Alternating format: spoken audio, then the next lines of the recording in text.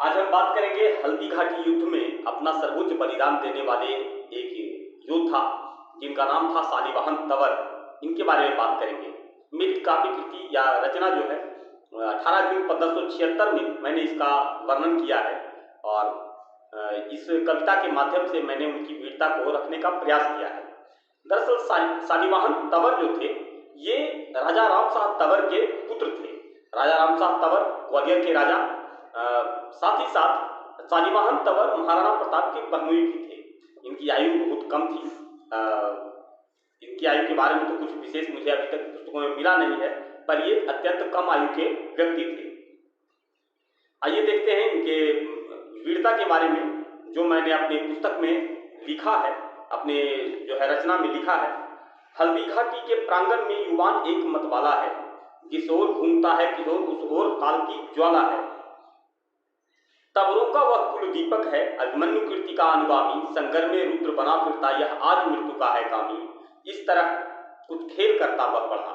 ये शालिवाहन तंवर किस प्रकार से लड़ रहे थे इसको वर्णन करने का मैंने प्रयास किया है। अच्छा लगे जरूर हमें बताइएगा। इस तरह कुछ खेल करता वह बढ़ा, तुर्क सेना पर घुमर कर वह चढ़ा। सामने है हस्ती या पैदल कोई, शालिवाहन ने नया संगर गढ़ा। वीरता का वह अलौकिक सूर्य है, हाथ में उसके विजय का सूर्य है। आज माटी धन्य है इस लाल पर, इसके कंधे पर समर का धुर्य है। हाथ में तलवार लेकर वह चला, मातृभूत चुमकार लेकर वह चला।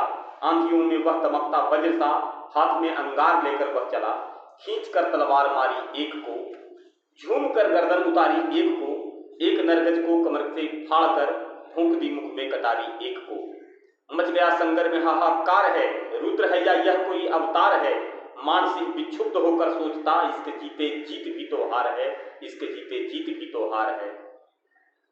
हाथ में भाला लिए वह जब चला, शत्रुओं के झुंड पर आई बला। वह निडर निर्भीक दुर्जय रुद्र सा, कौन उसको रोक अब सकता भला। एक तुर्की था बड़ा विकराल सा, सामने आया अचानक काल सा।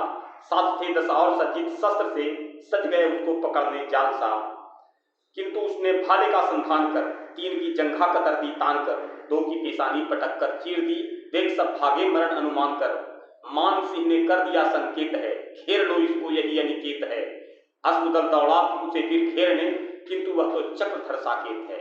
क्या होता है कि हम लोग ये समझते हैं कि जब पहले युद्ध होता था तो 2 दल, जैसा फिल्मों में दिखाते हैं कि 2 दल आमने सामने हो गए और टकरा गए, ऐसा नहीं होता है।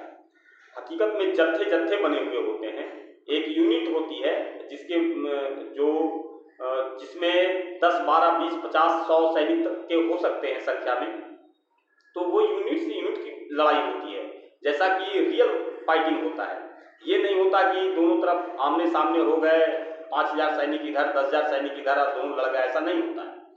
तो जत्थे से जत्थे टकराने की बात है यहाँ पे।